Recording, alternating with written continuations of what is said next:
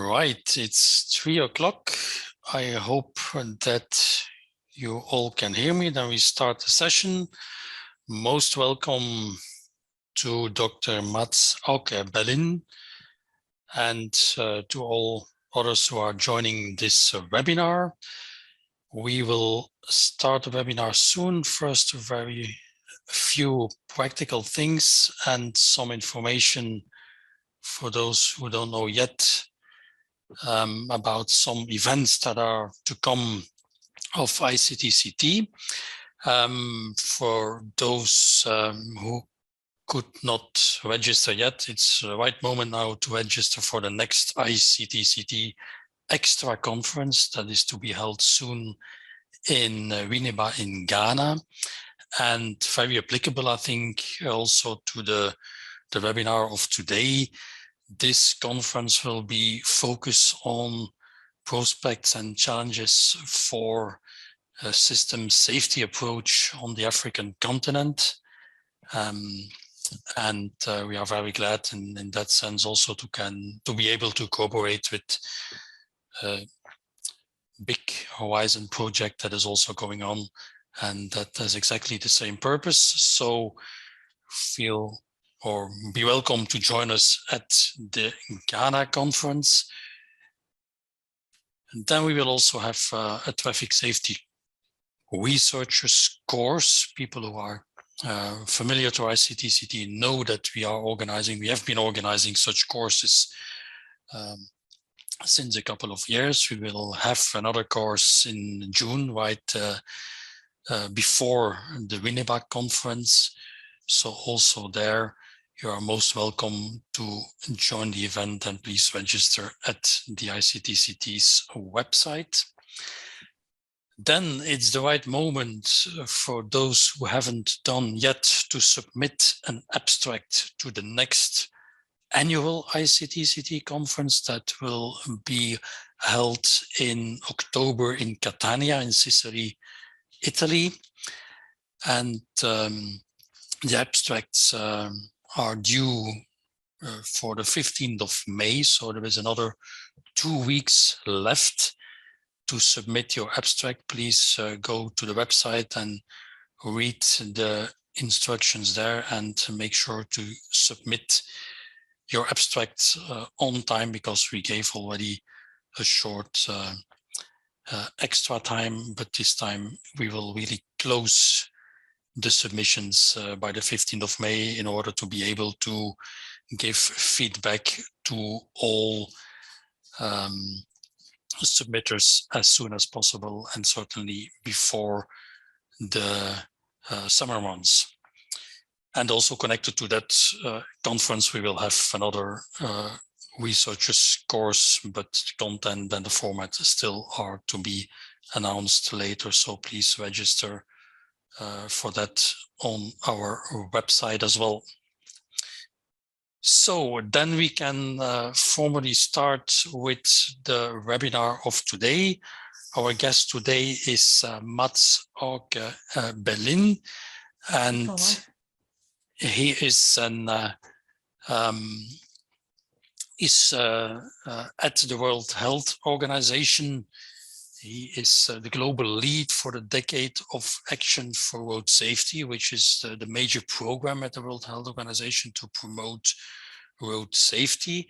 And before doing this, he's been doing this since 2022. He was the director of the Vision Zero Academy at the Swedish Transport Administration. Dr. Belin has over 30 years of experience within the Swedish government, and primarily worked on overall safety policies, strategies, and collaboration with different stakeholders. He has a PhD in public health policy from Karolinska Institute in Stockholm, and he's still affiliated with the Royal Institute of Technology, the KTH in Stockholm, where he is an adjunct professor in traffic safety. So most welcome, Matts-Åke. Very pleased that you are with us. We hope that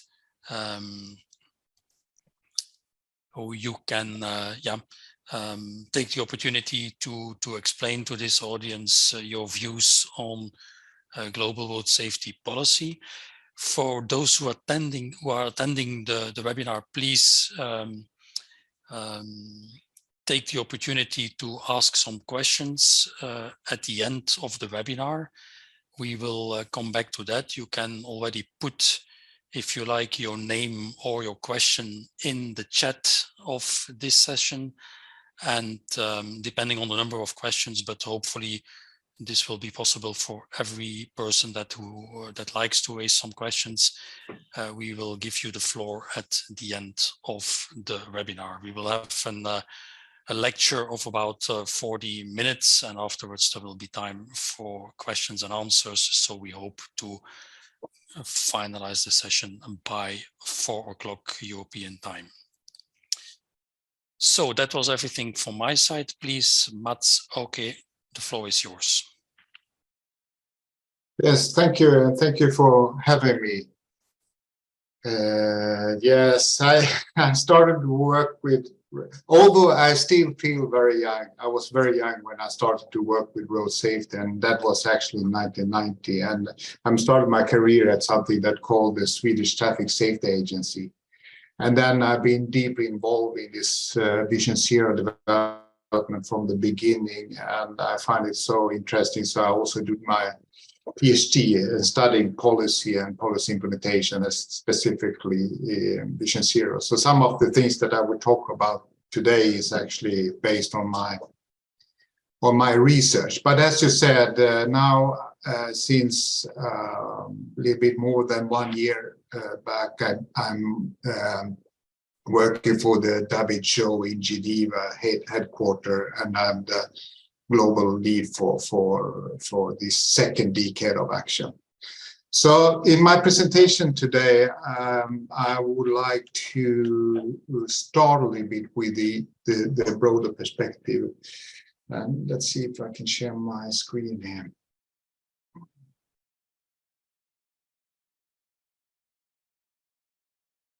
Can you see my screen? Yes, looks good. Perfect. Okay. So, you know, WHO do these kind of list of all evil things that can happen to us as humans. And on this list, you find things like heart attack, stroke, and all these kind of things. But you also find road traffic injuries. And it's been estimated that road traffic injuries is the 8th leading cause of death in all ages. But when we look at the young people in the age of 5 to 29, is actually the leading cause of death. So road traffic injuries is a huge public health problem, I would say. But we also know that there are huge differences between different parts of the world.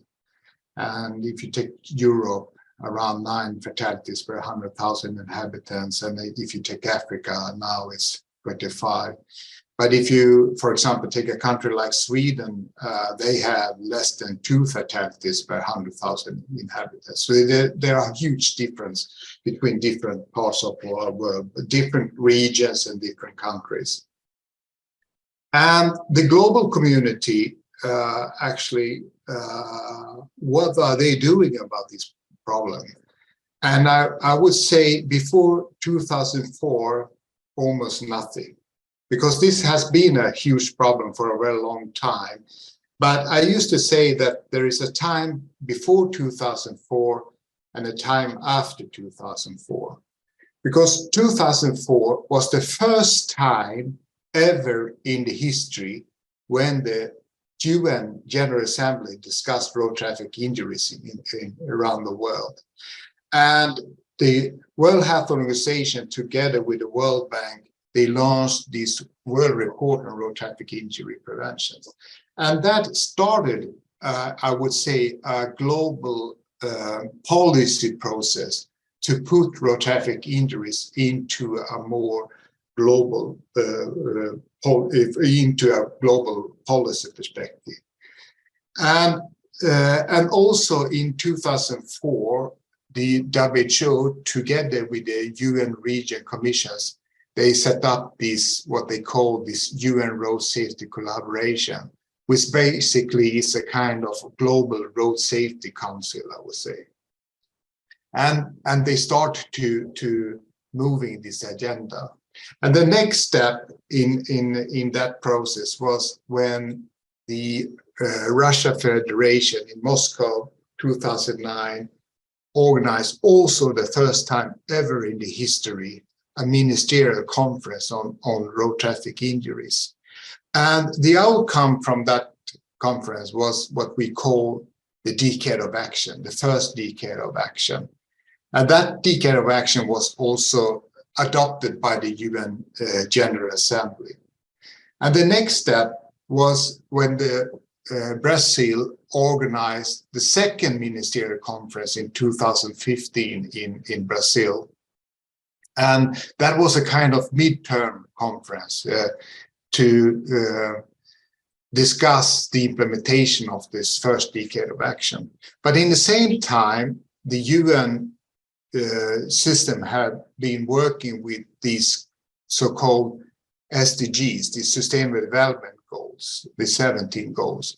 And road traffic injuries become an integrated part of the whole SDGs. And it's specifically, it's very clear when it comes to the goal 3, of course, that has to do with health. But 3.6, for example, is very clear dedicated to road traffic injuries, but also a goal like 11. But if you think about it, you realize that road traffic injuries is actually underpins almost all of these goals. Because if you take things like poverty, for example, in these low and middle income countries, if someone is involved in a road traffic crash, that could actually end up in poverty for that person and the whole family, actually. So road traffic injuries is definitely a developing issue that is integrated in all these aspects of these SDGs. And the third step in this international policy process was when Stockholm in 2020, February 2020, just before the pandemic, organized the third ministerial conference on road traffic injuries. And this was a very important conference, but because it was an opportunity to both look back and look at the first decade of action, the first 10 years of implementation of road safety globally, and look forward to the 2030.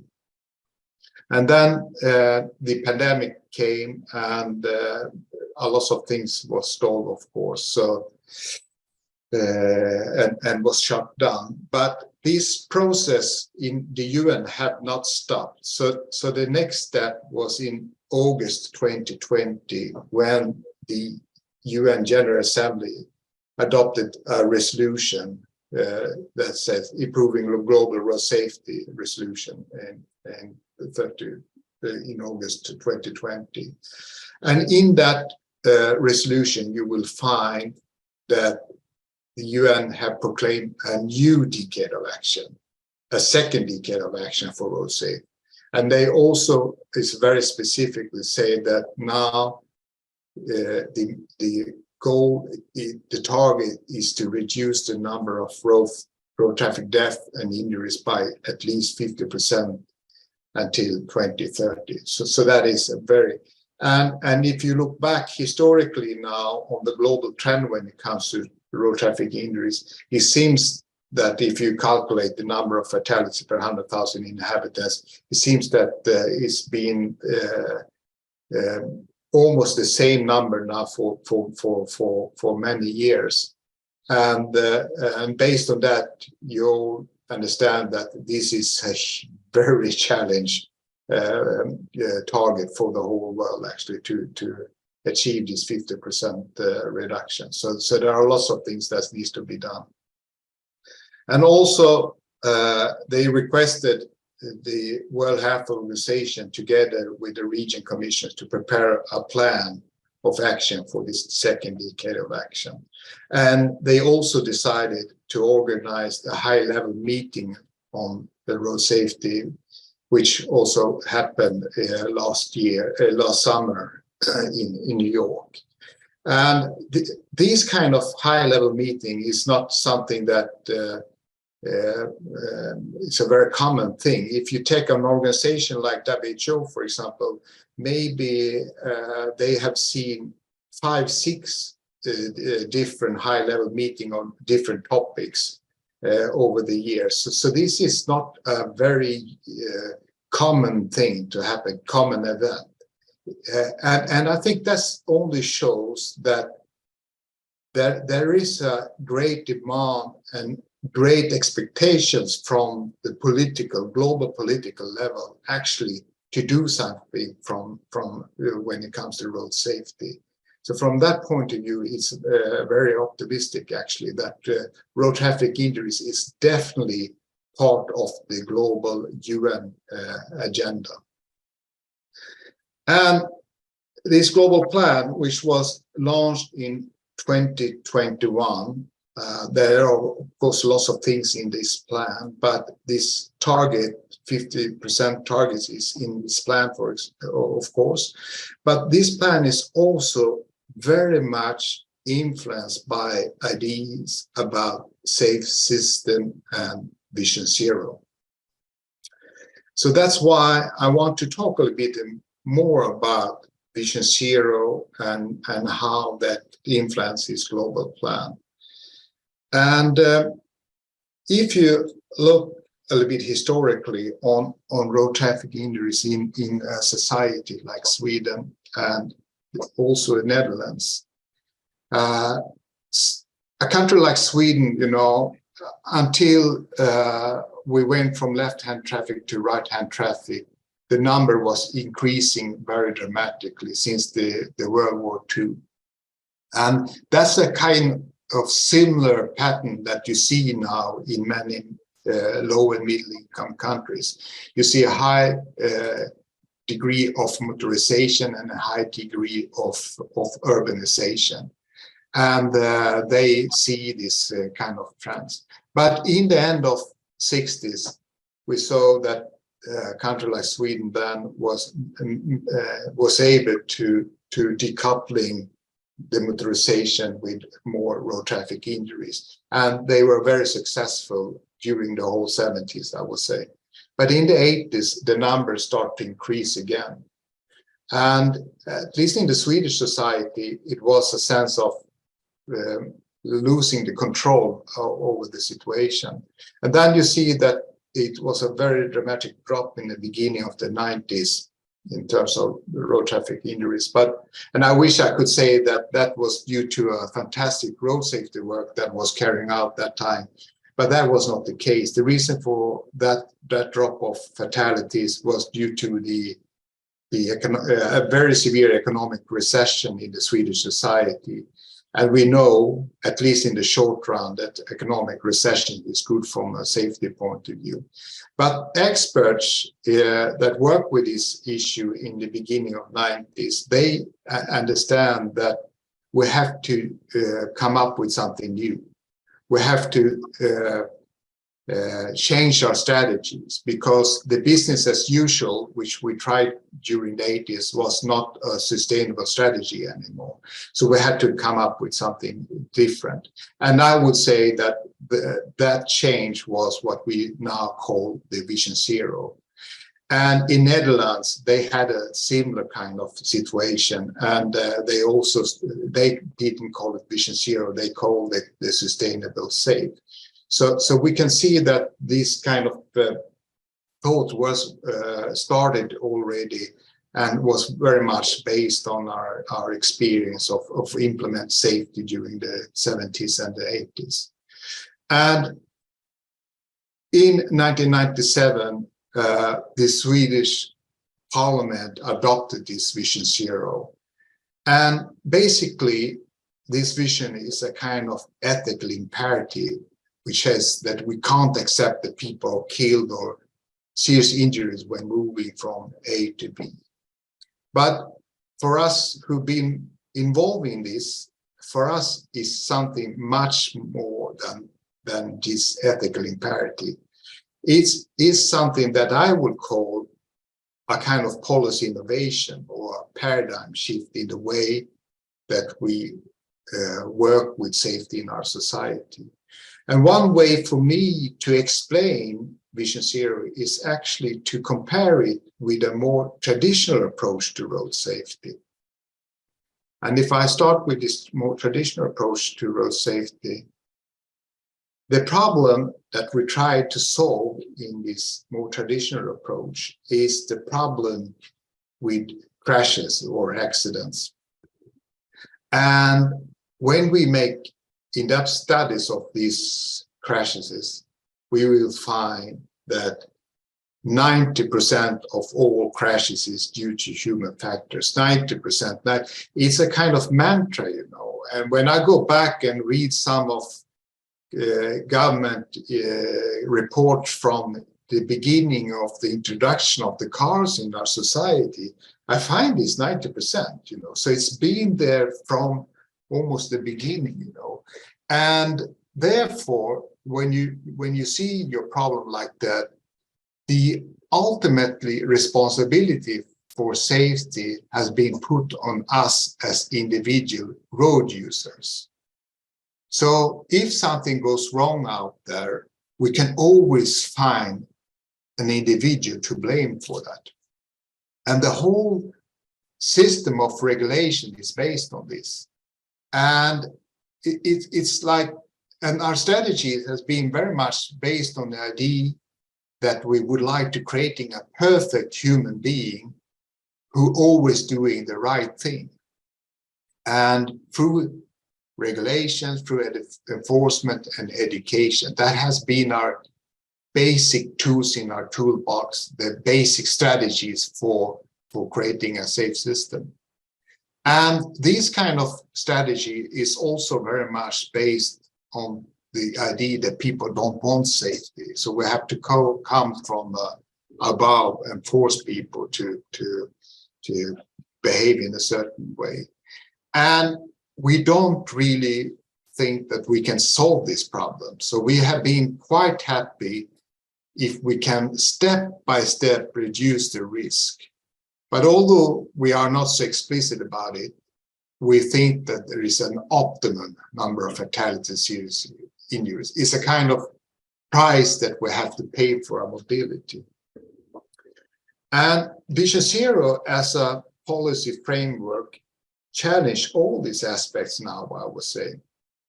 First of all, the problem that we try to solve in a Vision Zero kind of framework is not the crashes per se. The problem that we try to solve is that people get killed and serious injury. And according to a Vision Zero framework, the reason why people get killed and serious injuries is because people are people. We have young people, we have old people, we have all kinds of people that on a daily basis using our road transport system, and they will make mistakes. And if the traditional approach was very much based on the idea that we can creating a perfect human being who always doing the right thing, Vision Zero says that no, we will not be able to creating that human being. We have to accommodate for that people will make mistakes. And people are fragile. We have a certain tolerance against kinetic energy. And a matter of fact, the COVID-19 for road safety is harmful kinetic energy. So therefore, in Vision Zero, the core aim is to control for harmful energy. So I used to take some example here to just show the difference in this mindset and how that actually affects the way that we work with this problem. If you have a typical 4-lane intersection and you have crashes in that intersection, the traditional approach to solve that problem to a large extent is to put up a traffic light. And when we do that, the number of crashes will be reduced in that intersection. But those who will happen will be very severe, because the typical scenario is that someone, by mistake, go against this red light, and due to the high speed, the outcome will be very severe.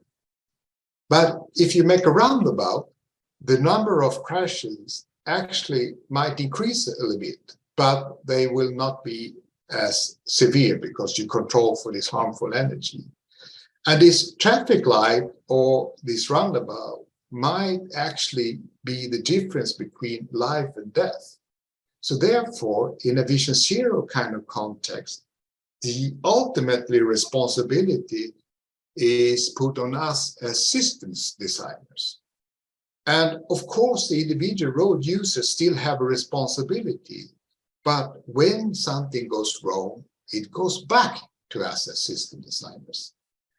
So let me take another example, drink and driving. You know, Sweden have been working with drink and driving for many, many years. It was actually Swedish doctors who came up with a method how to measure the alcohol concentration in the blood. And that was in 1930s.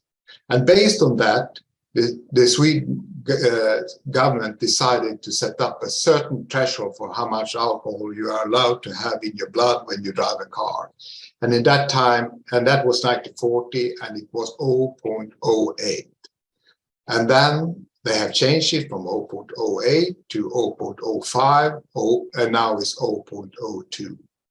And we also have backed that up with lots of information campaigns, lots of different strategies to prevent people from drink and driving. And we even let the police make random breath controls for checking for alcohol in the blood and so on. So there is a whole system, you know. And when we look at that now, and we make, if you let the police make random breath controls over the whole road transport system, you will find that 99.8% of the traffic is sober. 99.8%. That is fantastic. So we don't have any social norm problem when it comes to drink and driving in a country like Sweden. But when we make in-depth studies of fatal crashes, you will find that 25% of all fatal crashes is alcohol related. So we don't have a social norm problem, but we still have a safety problem. So therefore, I think that one of the most effective countermeasure that Sweden have implemented last years, the last decade, when it comes to prevent from alcohol-related crashes, is actually this program with middle barriers, this called 2+1 road.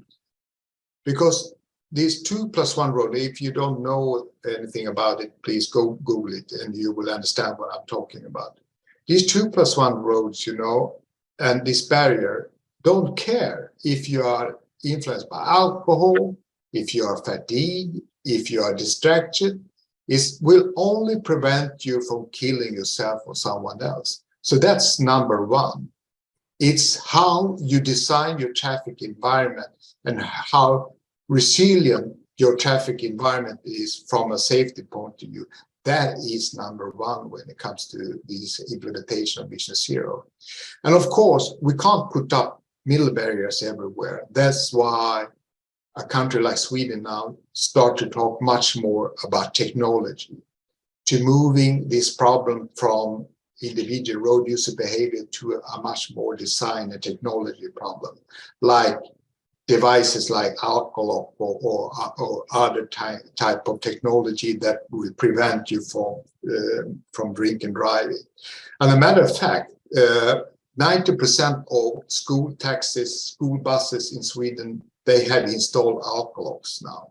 So I would say that this Vision Zero policy opened a new toolbox that start to work with different solutions on some of these old problems that we still have. And also this Vision Zero is very much based on the idea that people want safety. When we make it clear for people what the options are, we see that they go for the safety options. And I think that the best example is when we involve parents in how to design the traffic environments around school or in the urban area. You see there's a huge demand for safety actually. And Vision Zero, instead of creating a distance between the government and the citizens, this Vision Zero tried to creating much more dialogue and make and involve them more in the decision processes. And of course, in the long run, the goal is to eliminate fatalities and serious injuries. And I must confess that when we started to talk about this in the late 90s, it was more of a visionary kind of thing, you know, but due to this technology development now, we get more and more serious about it because we see that we have, if we take advantages of new technology, we can definitely make this happen. And so this was basically what the Swedish Parliament adopted in 1997. And you all know that a policy, just a policy, is a piece of paper. It's a different thing to implement things. But fortunately, Sweden has been able also to implement things based on this policy. And I would say it started very much in the urban areas. If you look on some cities in Sweden now and compare that how it looked now, compare with in the beginning of late 90s, you will see huge changes. You will see lots of traffic calming solutions. You will see lots of speed bump, certain areas of low speed limits, lots of roundabouts. In the rural areas, you will see these 2+1 roads where I talked about. We used to have 0 kilometers with these roads, and now it's more than 3,000 kilometers. You will see Sweden have one of the largest, they call them safety camera program in the world per population, one of the largest because controlling the speed. And you will see lots of initiatives and activities when it comes to vehicle technology to support safety, like alcohol locks or speed adaptation systems and that sort of thing.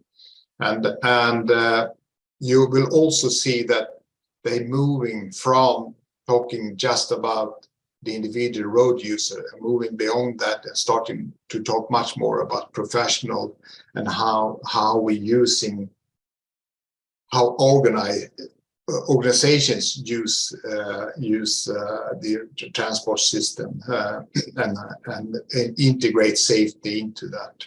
But in the middle of everything, you have this notion of kinetic energy. So the speed limits and the speed become whatever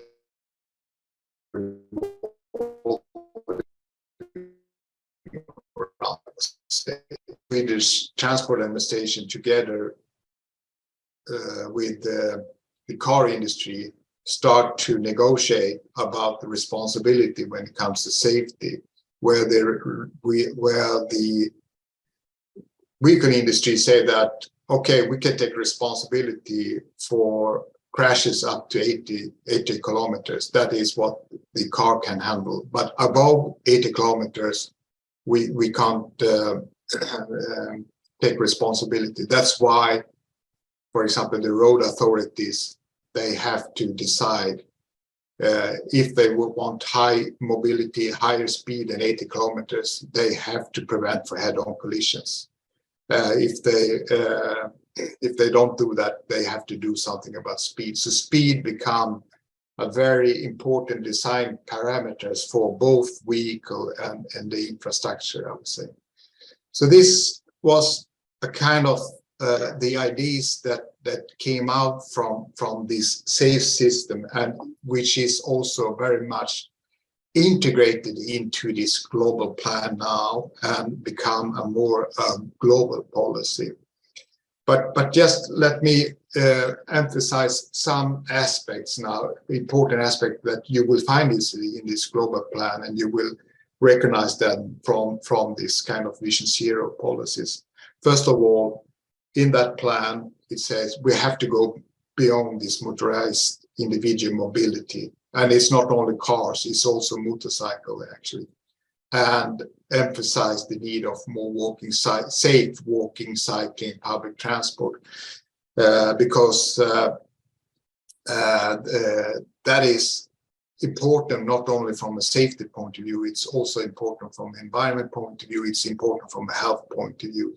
But we have to ensure that these kind of transport modes are safe, because one of the barriers for get people to walk and cycling more is actually safety. So that's why safety needs to become much more integrated in how we plan our transport and urban planning. Also, we have to go beyond the individuals and their behavior and start to think more from a holistic perspective where we have all these different protection layers like infrastructure and vehicle and that sort of thing. And the road safety work has been historically very much government oriented, but in this plan, they also emphasize that we need to see a more society oriented road safety work where we involve different parts of the society, like the private sector and that sort of thing. So this is some of these most important aspects in this global plan. Yeah, I think I stopped there, and then if there are any questions, and we can have a dialogue. Yeah, so please, just to get some order in this, if you have a question, just put in chat your name, and then I will be moderating, but you will be allowed to speak freely. So you don't need to write the question in the chat. Just put your name.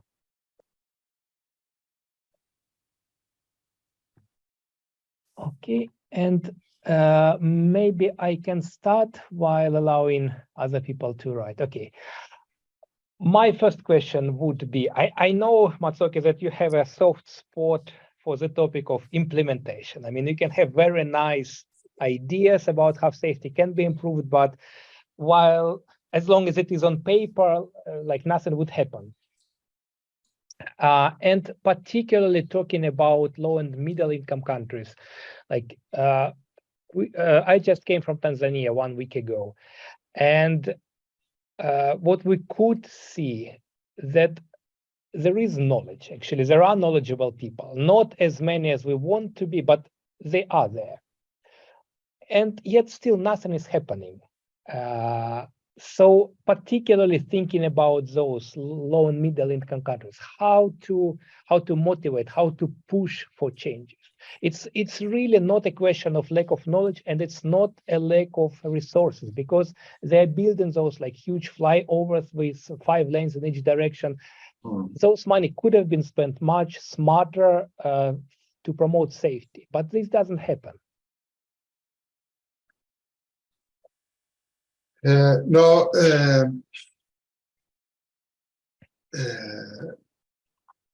So when this first decade of action started, you know, there is a global status report on road safety. I think the first time it was published was 2009. And then we have been published at every 2 or 3 years, and now they actually work on the latest version, and it will be probably published in late this year or in beginning of next year. But when you look into that, you will see that because one of the first recommendation in this World Report on Road Traffic Injuries from 2004, one of the first recommendation that was to set up a lead agency. And so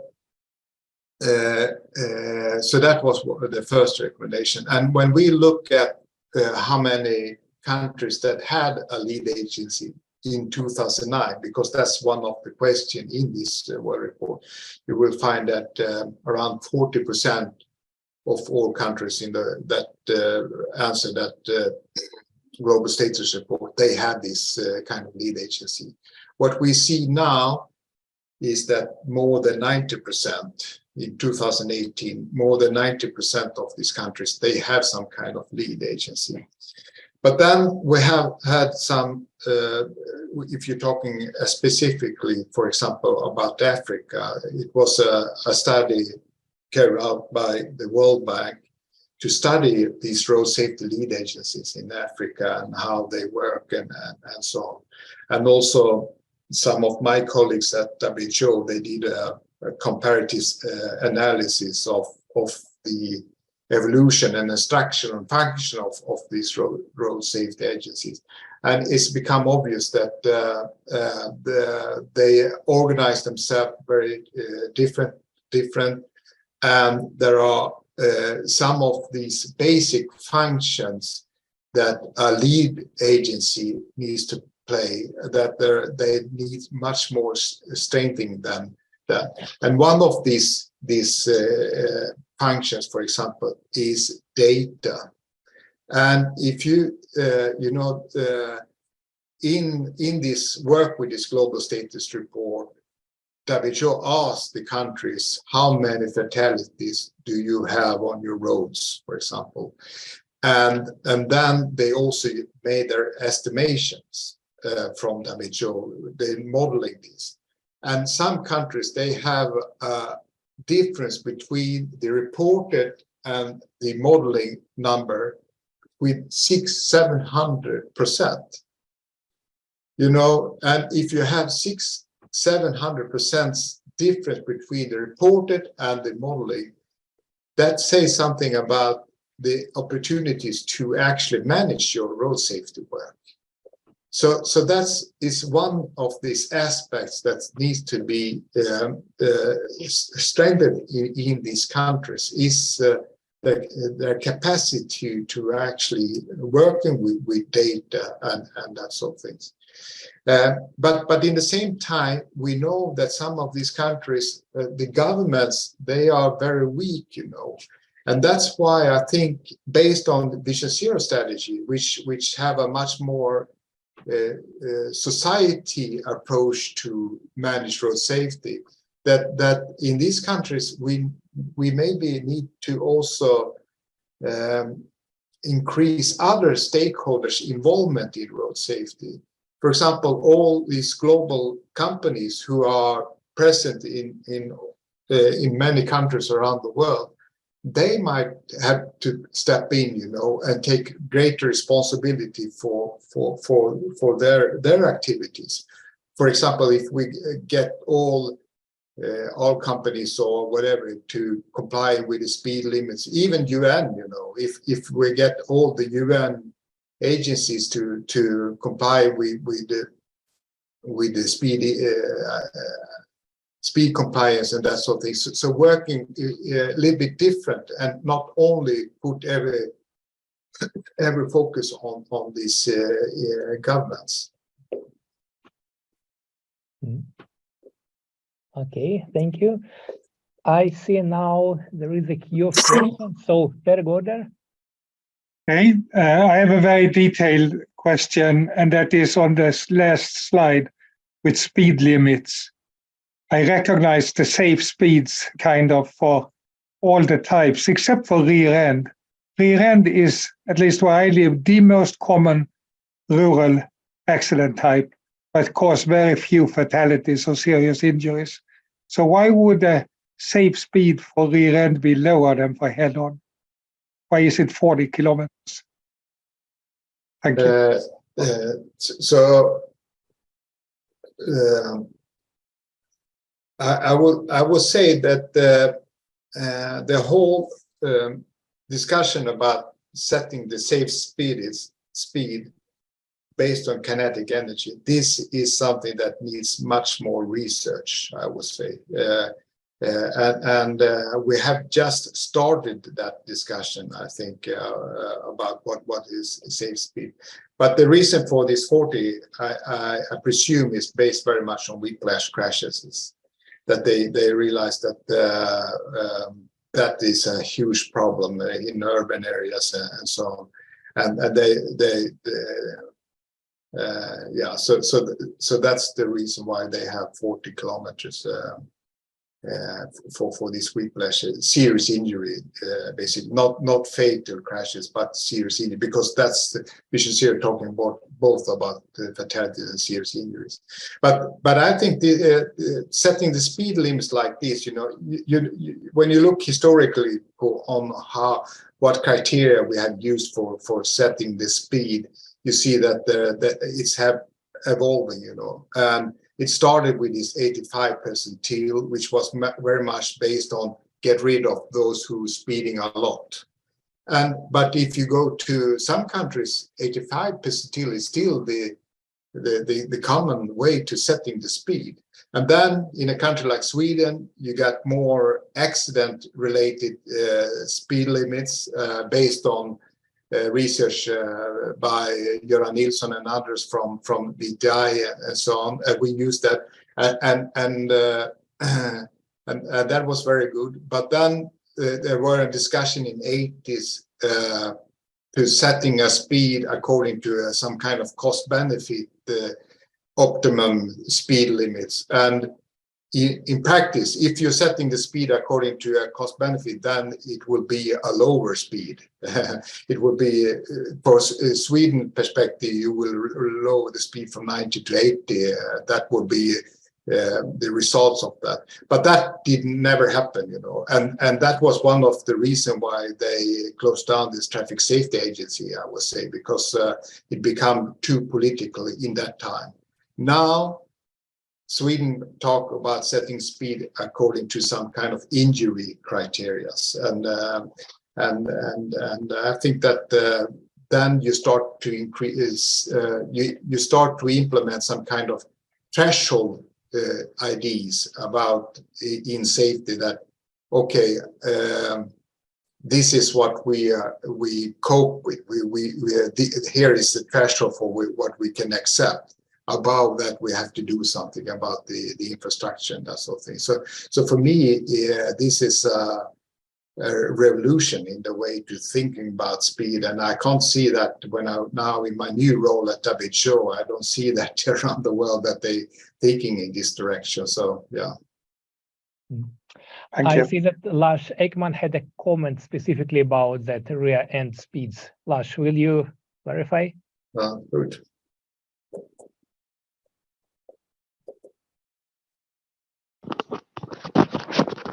Yes, Per. I think you were referring to the rear end situation, and the speed there is actually not the speed limit; it's the difference in speed. Okay, so the slide is not correct if it says speed limit. It should say. Yeah, we normally have a delta speed in that slide, so it's a. So, okay. So it's a. But the case is that these this figure that we call the Volvo picture. Is a little bit old, and a week ago or 2 weeks in Japan, there was a new presentation on these survivable speeds and so on. And unfortunately, that is even lower or more pessimistic than these. But it's a delta speed. So as long as you have the same speed, it's okay. But crashing with 40 for a standstill. So it's a. Okay, thank you. Next question is from Turulov.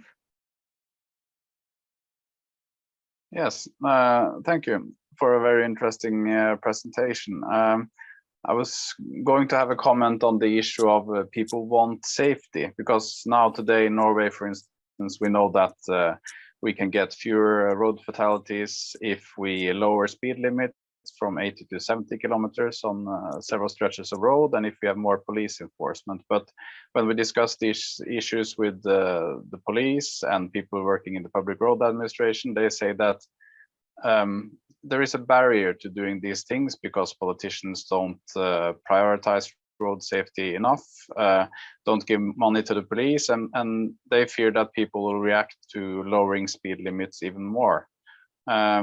So these barriers, and we can refer to it as paternalism or lacking priorities from politicians, they are there and sort of limiting further improvements. And I guess my question would be, was this different 20 years ago when Vision Zero was implemented? I know that in Norway in 2001, speed limits were lowered in several areas, and I guess that the road safety were prioritized to a different degrees in both Sweden and Norway. So are politicians not as brave now as they were in the start? How was this different 20 years ago? No, I think that 20, 30 years ago, there were a perception that no one wants road safety, and the politicians don't want safety. And that, for example, and when you go back even longer, there were some statements when it comes to cars, like safety don't sell and that sort of thing. So that when I started working with road safety, I think that was one of the basic kind of mindset among the road safety experts and community, that there is no demand for safety. There's no demand for safety. But my experience now, when we started to make it more clear for people what the options are, for example, when it comes to car safety, like this Euro NCAP, because if you think about it, the way that safety in vehicles work historically has been that they gathering a group of bureaucrats and industry, and then they negotiate about the safety standard on the car, and to get everyone around the table to be part of that, then they have to decide the lowest standard that everyone can agree upon, a certain lowest standard. But we as experts, we know that some of these cars that comply with the standard, some of them just comply with the standard, some of them is even compliant even more. But as consumers and the public, they don't know that, because they can't see the difference between let's say a 5-star car and a 1-star car. And a matter of fact, right now, the industry use that. So sometimes they can sell a car on the European market with 5-star. They sell that in Mexico, but it's only 1-star because they have stripped it on airbags and that kind of things. And when you creating that kind of communication in your society about the options, then our experience is that there is a huge demand, actually. And we also see that when it comes to local project, for example, when you engage parents, kids in school and everything in a discussion of what needs to be done, then we can see. So there are groups in our society that have a huge demand for safety, but they are not involved in this decision making, I would say. So that's why I think we have to have a little bit different mindset when it comes to the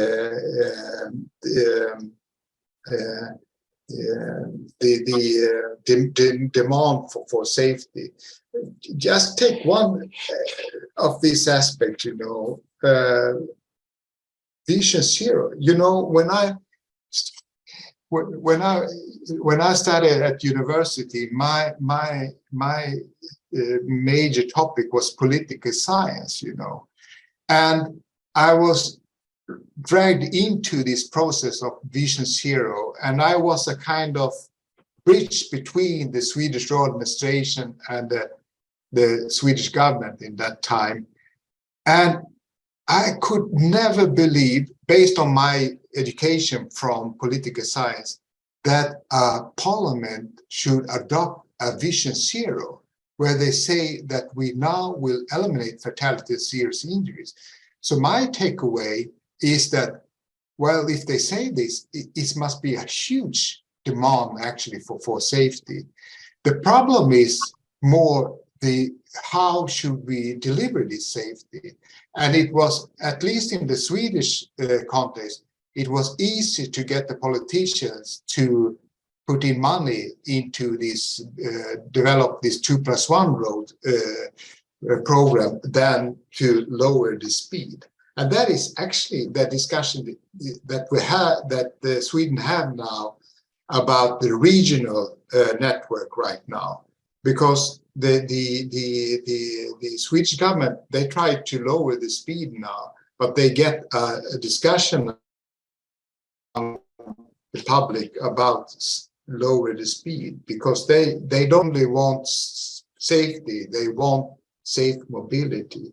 So I think that there are lots of things to discuss about that, and not just go on this more common way to think that there is no demand for safety. I would say it's opposite, and let's work with that. Okay, thank you. I think we have time for one more question. Nicole, I see you raising a hand. Will you take that one? I wasn't sure how to register myself for a question. In fact, I have many reactions to what I've just heard, which is very interesting. I worked with WHO for 25 years, and before 2005, the first key date that Mr. Belin mentioned there, when the program was created. Now I've kept working on the field in African countries particularly, and I find that there are misinterpretations of the guidelines of WHO guidelines in the way they are implemented in the field, because people need to they've been asked to comply, and they make a show of complying, but what they do in the field is completely out of scope with what is really needed. One thing is, you know, for instance, in establishing institutions for road safety. If you try and use the safe system recommendations and all that, it's enormous when you start from scratch. Those systems, where they have been successful, have been built up step by step, according to the local possibilities and the local administration and organization system. And for instance, I worked in Congo with those guidelines, and the administration, before we arrived there, had already made a whole plan with the law on creating a lead agency and all sorts of intersectorial cooperations and all that. And they had not a clue how to establish in the field what they had written on the paper. And I took the paper and I tried to show them what it was like. And it was an enormous setup. And I had to invent also the content of all these committees, who would be most likely to sit there, who would be most useful there, what it shouldn't do and what it should do, what sort of means they need, because you need money to set up something like this and make it work. And this has not been, had not been anticipated at all. And I think also that lots of things, you know, WHO collect reports on what is done according to the guidelines in the decade, the former decade, the next decade. But what they do on the field is very different from what they actually summarize in a meeting or in a report. And I wondered whether there would be some follow-up really of what's going on in the field. And also more to more in our situation in Europe.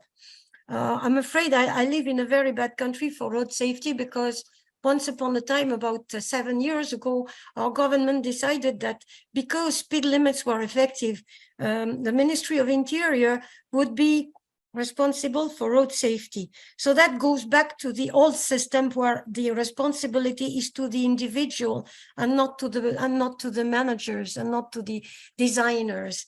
And all design has been decentralized with no money.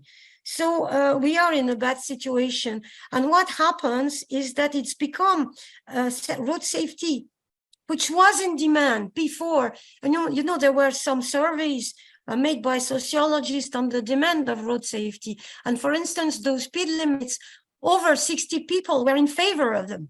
And now I think it's the contrary, because we had so many orders and, you know, constraints during the epidemic of coronavirus and all the rest, that now any constraint is too much. And now we've passed a new law on retirement pension that people don't like. So the government is giving tokens of goodwill by canceling some of the penalties for overtaking speed limits, overdoing speed limits, raising some speed limits that were deemed by a number of people as too low, and all that kind of thing. And this is just a political game. So I don't think the people as such have any saying in that. It's a very much a pity that it's all very centralized. Sorry if I've not been very clear. Nicole, what country are you from?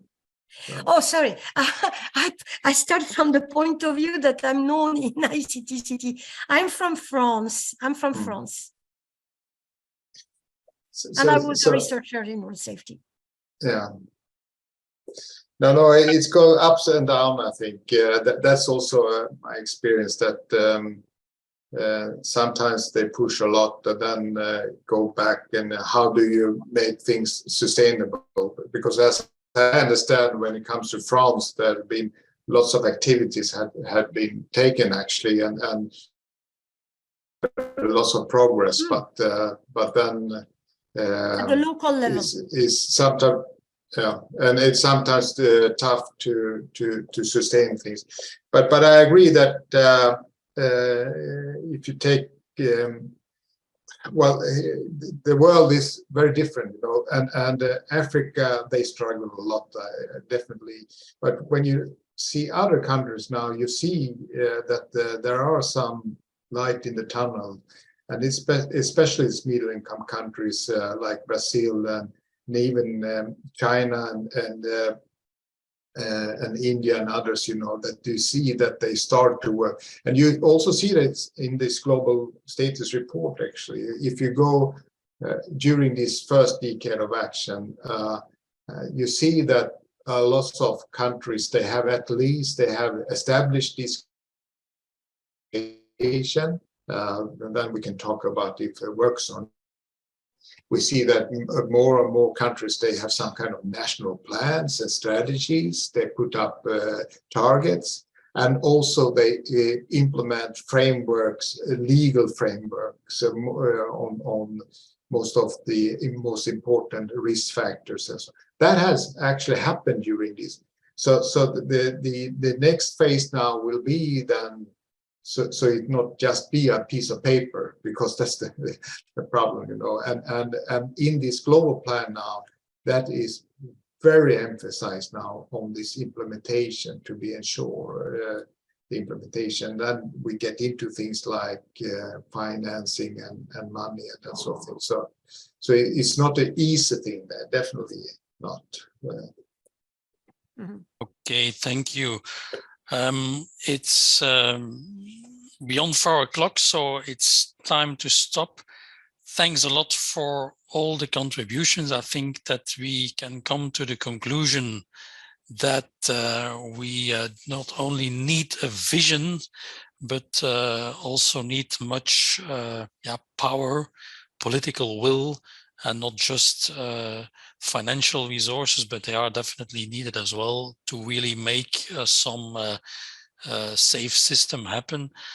And I think that also certainly in this group, people are very well aware of the fact that in almost any country, there is a lot to do about really implementing system safety, not just advocating that, because that's what we very often nowadays see, that is that governments put it in all sorts of plans, but at the same time, they are not really acting the way they should or could do. And there is, of course, and also in this research community, still a lot to do to underpin policy with good and proper research. So thank you, Matts-Åke Belin, for this contribution. Very interesting and nice to have you in this ICTCT community. And also thanks you all for attending this webinar and for this discussion. Have a nice weekend, and we'll be glad to see you again at one or another of our events. Bye-bye. Thank you.